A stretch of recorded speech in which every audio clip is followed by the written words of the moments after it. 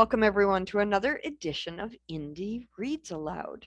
Today we have Canadian author Jennifer Willcock here with us.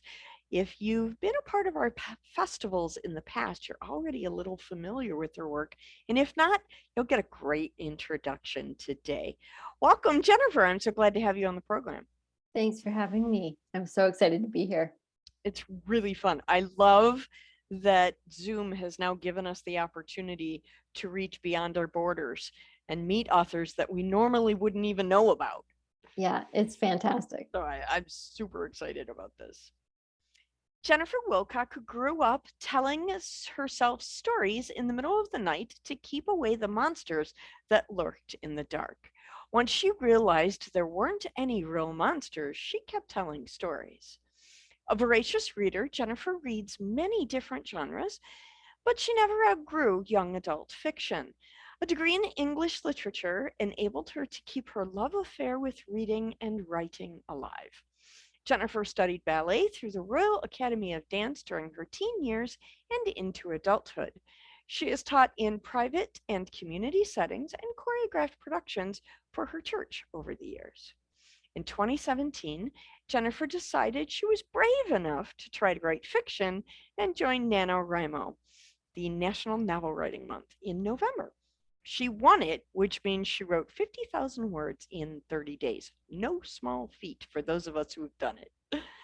The result of that effort was her novel, Exit Stage Right, a dream she thought was impossible to achieve. In 2019, the novel made the short list of the Word Alive Press Fiction Writing Contest. Besides being a mom to two sons, she's married to Mark, who is a pastor. She works part-time in the local library, where she's inspired every day to write a book that will one day be on the shelves. The family's pet dwarf rabbit, Whiskers, is her muse, and he sits at her feet while she writes. I love that you have a pet rabbit. Yeah, they're great pets. And that's just a phenomenal thing. The idea that I can't even imagine having a pet rabbit. It's just it sounds almost comical to me. Is he super fun? He is super fun. Yes, he is. Yeah, they're got great personalities. You wouldn't realize that, but they really do. That's very, very cool. I'm a dog person, so I can't even imagine what it would be like to have a rabbit in my house. That's fun. So the book you're going to read today is Into the Forest, which is a YA fantasy. Can you tell us a little bit about this book? So this is a retelling of Little Red Riding Hood. And I guess I thought, what would happen if the wolf, who is a human in this book, actually fell in love with Little Red Riding Hood? And even though they're enemies, what would happen if something like that, falling in love, happened? So it says it's Little Red Riding Hood with a twist. That sounds really cool. I'm really looking forward to hearing this. We got to hear a little tiny snippet of it during the February festival, but I'm really excited now to hear an elongated version. When you are ready, please take the microphone and read aloud. Okay, thank you. So I'm starting at the beginning, and this is the prologue in chapter 1. The forest vibrated with a pulse. Thrum, thrum, thrum, giving it a life breath of its own. The tall pine trees with their sharp scent waved their branches in the strong wind, which whooshed through the forest, rustling the dead leaves and needles in mini tornadoes a few centimeters off the ground. Chattering squirrels and chirping birds competed for supremacy. The sky, blue only moments before, was now an unfriendly gray. Battle cries, along with the thwack of sticks, added to the cacophony of the afternoon.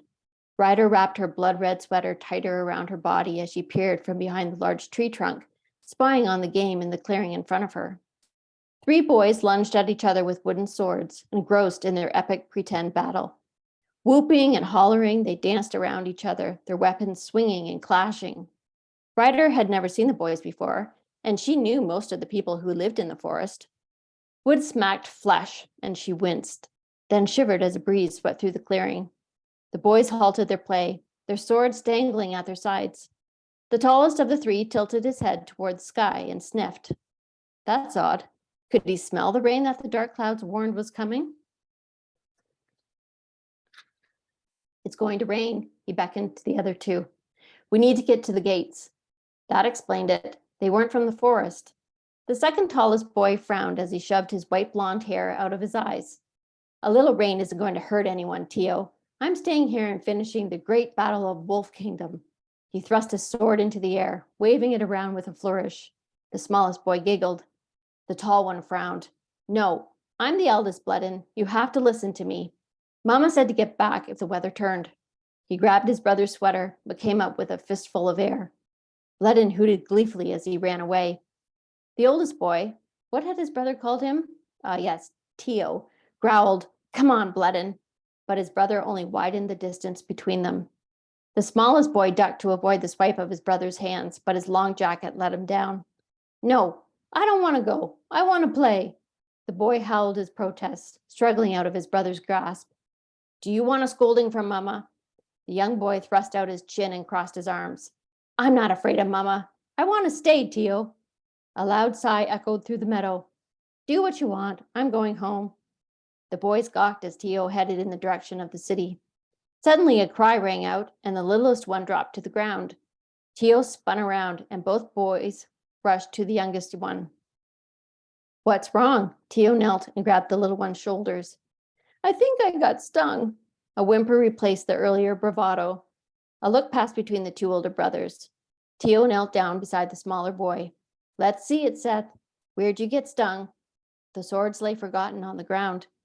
Seth removed his hand from the base of his neck to reveal a red, swollen lump. Tears streamed down his chubby cheeks. Tio's lips moved.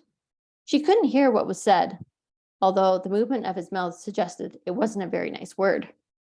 We've got to get him home. He swelled up like a balloon the last time he got stung. Tio carefully lifted his younger brother into his arms. We can't let Father find out we were here, the middle boy hissed. Gathering her courage, Ryder stepped out from behind the tree. I can help. 3 heads whipped towards her, and she slowed her steps. Forcing a calm look onto her face, Ryder slowly walked over to within a couple of feet of them. The oldest boy's eyes glittered like cold water as they followed her every move. From their conversation and the sniffing, she guessed they were city dwellers, part of the Wolf clan.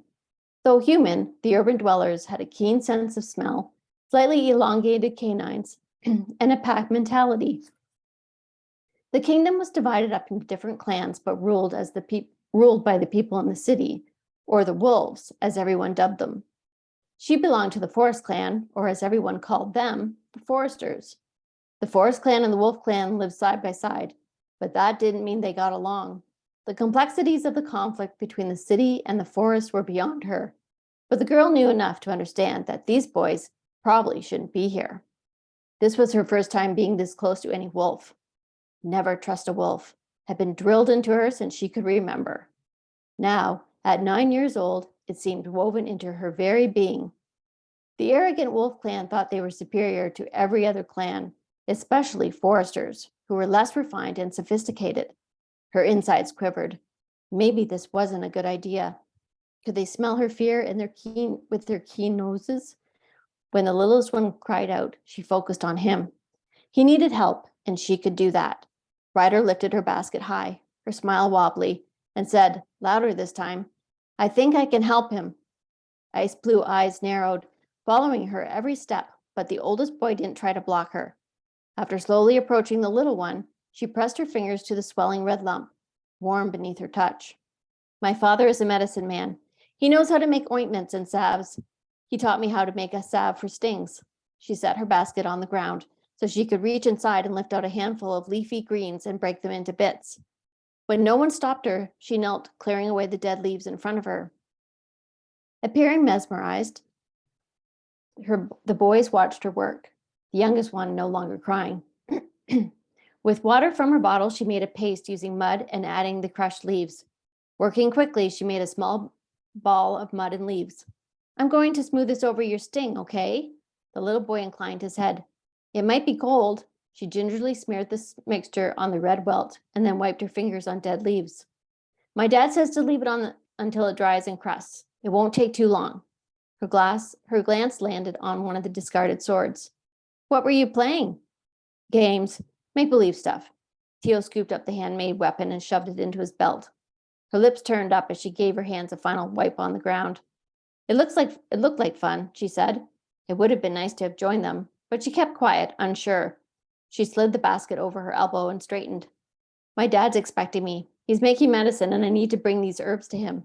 I can't get caught in the rain. Balling her fists, she slid them under her sleeves. The oldest boy stepped toward her. Thank you for your help. Ryder nodded.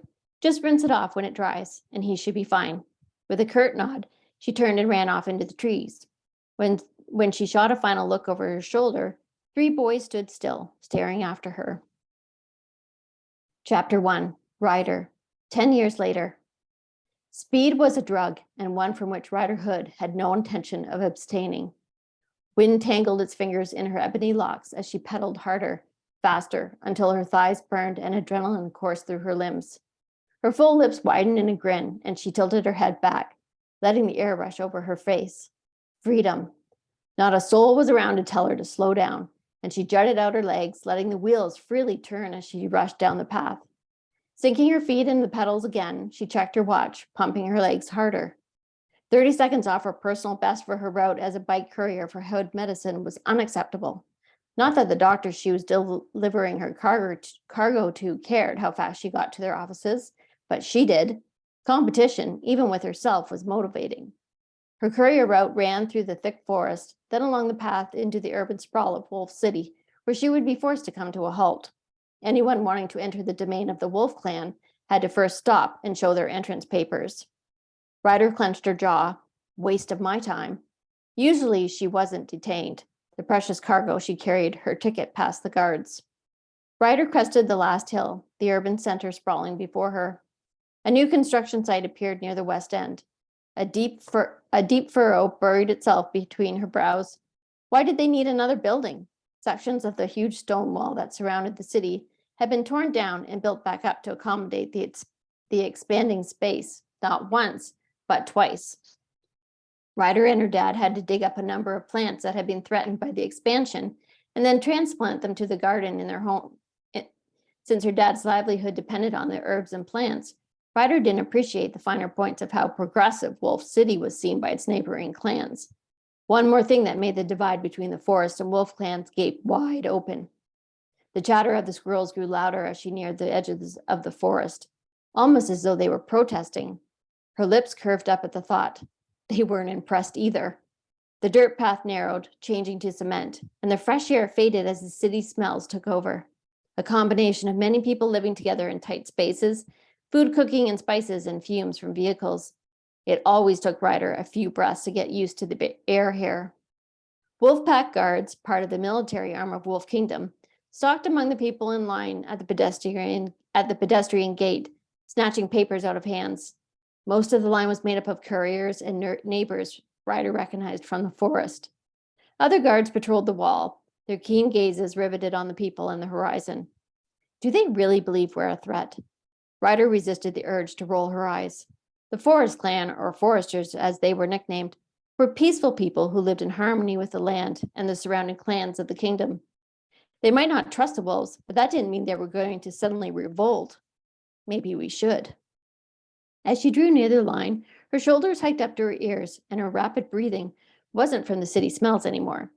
The tall guards in their dark green uniforms and black coats, which accented their muscles, wore thin-lipped sneers, glaring as they growled questions.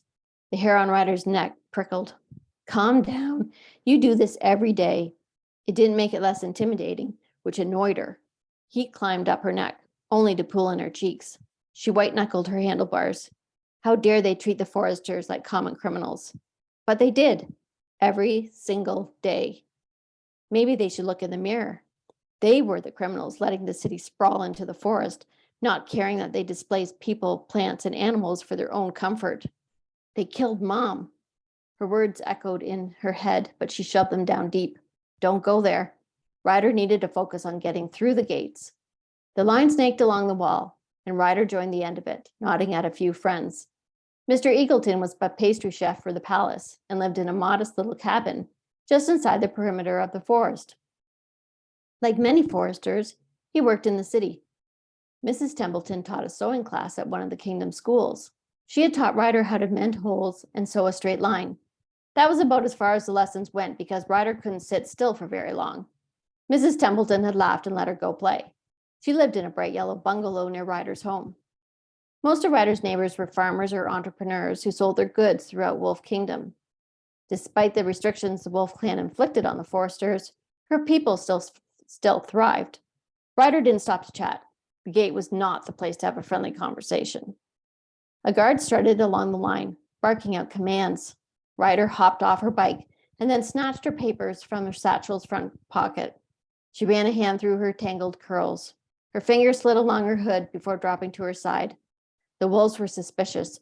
Pulling the hood on would make it worse. The desire to hide beneath it wasn't worth the humiliation if the guards decided to make an example of her. Keep your head down and don't draw attention to yourself. Her dad's voice echoed in her mind. Repeating those instructions back to him was one of her earliest memories. Papers! The growl brought Ryder back to the present. The guard's dark eyes glowered as he wiggled his fingers. As she handed the papers to him, Ryder schooled her face into a blank canvas. Keep your head down and don't draw attention to yourself. She focused on his left elbow, the mantra running through her mind like a ticker tape as he rifled through the documents. Her toes curled in her running shoes. These have expired, he said, barely sparing them a glance before pressing them back into her hands. Her eyes snapped to his face and narrowed. No, they're good for another 6 months. The words were out of her mouth before she could snatch them back. He closed the distance between their noses. His hot breath hit her between the eyes, making them water. Not as of today. New rules. Go to the Forest Business Center and get them in order. You've got 24 hours. He roughly slapped a sticker on her hoodie, which noted her expired papers and the time frame she had to obtain new ones. Show some respect, for next time I won't be nearly as pleasant, he hissed as he strutted away. Ryder sagged against her bike, her heart pummeling her rib cage. The busy entrance was her saving grace because any other day she'd be hauled to the offices for her bad attitude. I see you got an expiry date too. The boy unfolded himself from his bike, his long legs untangling themselves. A weight lifted as she recognized familiar hazel eyes framed by dark glasses. Messy blonde hair hung over his forehead. He pushed his glasses up his nose with his index finger. Ryder smiled. Ethan, am I glad to see you. Ethan was a courier for a farm that specialized in wild mushrooms and truffles, and he was also one of her oldest friends. Wolves had expensive taste when it came to their food. Truffles were a prized commodity. He bowed slightly. I aim to please. The lines are going to be long at the FBC, and I've got to have this medicine delivered yesterday. She jammed her papers into her backpack, sighing loudly. They hustled through the gates, the city enfolding them into its busyness and noise. Me too. I'm glad my boss was late today getting his delivery together, because now I can wait with you. She scowled. That's the only good thing about this. Waste of our time. Is there a choice? If we go anywhere without our proper papers, we'll be in trouble. Remember when Rosie Prescott got thrown in jail for making her delivery first before getting her papers renewed? Ryder nodded. Rosie had quit her job as a courier after that. Sitting in a lockup cell for 2 days was not worth even the nice salary the fresh produce farm paid her. The two friends picked their way through the pedestrians and bikers, all trying to get away from the congestion at the gates. Since the Forest Business Center was only 2 blocks away, they decided to walk their bikes. The crisp breeze blew a ratty paper across their path, catching Ryder's attention. An advertisement for the upcoming ball that the king put on for everyone in the kingdom. Even foresters were welcome for that one day. Other pieces of paper, food wrappers, and dead branches lay scattered in the gutters and stuck in shrubs. Where are the garbage pickers? Usually the streets are pristine. Ethan shrugged. Maybe they have to renew their papers too. Aren't most of them foresters? She nodded. Wonder what made the Howell family paranoid this time. He snorted. Who knows with those royals? Ryder picked a stone out of her path. She jabbed Ethan with her elbow. You know, the forest is a dangerous place with dangerous people who have dangerous ideas. The only things we're good for are our meds and our food, right? We are the epitome of all that is bad in the wolf world. Ryder scanned the throng of pedestrians. A food cart selling kebabs was nearby, and the owner was setting meat on the grill. The sizzle of the fat sent fragrant steam into the air. We should probably be careful of what we say. I don't need more trouble today, Ryder sighed. I've already been warned about being disrespectful. Never trust a wolf. I heard your sass at the gate. Ethan wrapped an arm around her shoulders. You were awesome. He picked up his pace, grabbing her elbow to pull her along. Come on, we better hurry up or we'll be in a mile-long line. Ryder lengthened her strides to keep up. People on bikes, pedestrians, and other vehicles mobbed the streets around the FBC. No one was going anywhere fast.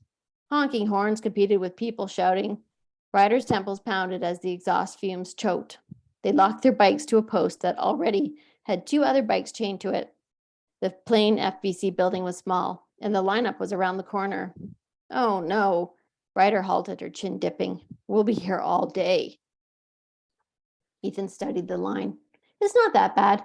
I'd say we got here just in time. Another 10 minutes and we would have been here until closing. They trudged to the end of the line and settled in to wait their turns. Ryder wasn't as optimistic as her friend as they walked past a lot of people already in line. Hi, Ryder, Ethan. How are you today? An elderly gentleman sagged against his cane, but his smile was bright as sunshine. Morning, Mr. Birch. I'm good. You? Ryder grinned at the man, but her gaze wandered over his frail body. He shouldn't have to wait in line for hours. I'm very well, thank you, dear. He motioned with his free hand at the line. I guess we better settle in for a bit. It's going to be a while. I'm glad I brought my book. Ethan snorted. It's ridiculous. Never trust a wolf, muttered Ryder. Mr. Birch's blue eyes studied them. Not much we can do. I've always wondered what life would be like if we all got along. Ryder snorted. That's not possible, Mr. Birch. The wolves are too arrogant and selfish. The old man shuffled a few steps forward. Maybe so, but I still hope I live to see that day where we're all unified. I don't think that's ever going to happen. Ryder faced Ethan. Not in our lives. She whispered so the old man wouldn't hear.